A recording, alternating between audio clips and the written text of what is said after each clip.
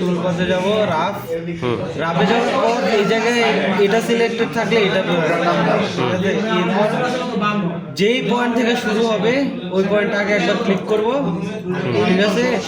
তারপর যেই পয়েন্টে গিয়ে আমার শেষ করতে হবে, শেষ হবে, হ্যাঁ এই পয়েন্টে যায় শেষ হতে এই পয়েন্ট পর্যন্ত ক্লিক করব। এরপর দেখেন চেনটা কিন্তু উল্টা যাইতেছে, তার মানে কাটিং টুলটা উল্টা চলবে। হ্যাঁ, তো আমি চেনটা উল্টায় দিলাম, এই পাশ থেকে ওই পাশে যাবে। হ্যাঁ ওকে, এরপর আমার যেহেতু আমি অনেক একটা সূক্ষ্ম ইয়া করতেছি, এই জায়গাগুলোতে ঢুকতে আমার কাটিং টুলটাও আরেকটু ইয়া লাগবে, স্ট্রং লাগবে, সূক্ষ্ম লাগবে। এই জায়গায় মাথাটা কিন্তু ঢুকতে পারবে, এই জন্য আমি এটা টুল নাম্বার 3 বা 9 দিলাম। আমাদের ইয়াতে মেশিনে ছিল 7 5। ওকে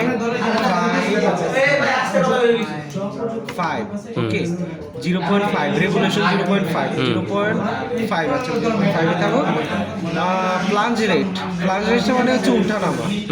আমরা চাই না এটা আমি বুঝি না, প্যারামিটারটা আমি নিজেও বুঝি না।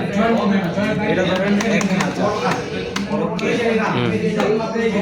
এরপর রাফ প্যারামিটারসে যাই, ডেপথ অফ কাট প্রতি কতটুকু কাটবে 1 মিলিমিটার করে, তার মানে 2 মিলিমিটার হবে, ঠিক আছে? দুই সাইডে কাটবে। ম্যাক্সিমাম কাট মিনিমাম কাট অফ মানে সর্বনিম্ন কতটুকু কাটবে স্টক টু লিভ, যদি কতটুকু ছেড়ে যাবে এটা সে বরাবর চাইলে ছাড়া যেতে পারি, কিন্তু আমরা ছাড়া যাবো না, 0 করে দিব।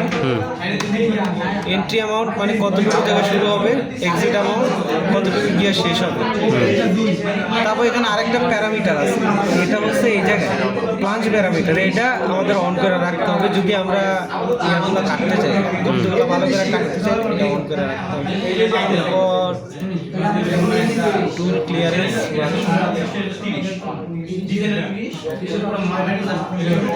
এই যে দেখছেন কাটিং টুল কিন্তু কলাপস করতেছে, এই জায়গায় কলাপস করতেছে, হ্যাঁ এই জায়গায় কলাপস করতেছে না, জায়গা কাইটা দিছে এটা আমাদের হবে না, তার মানে ঠিক আছে বন্ধ করে ভিডিও। এটা পারি না দেখছেন।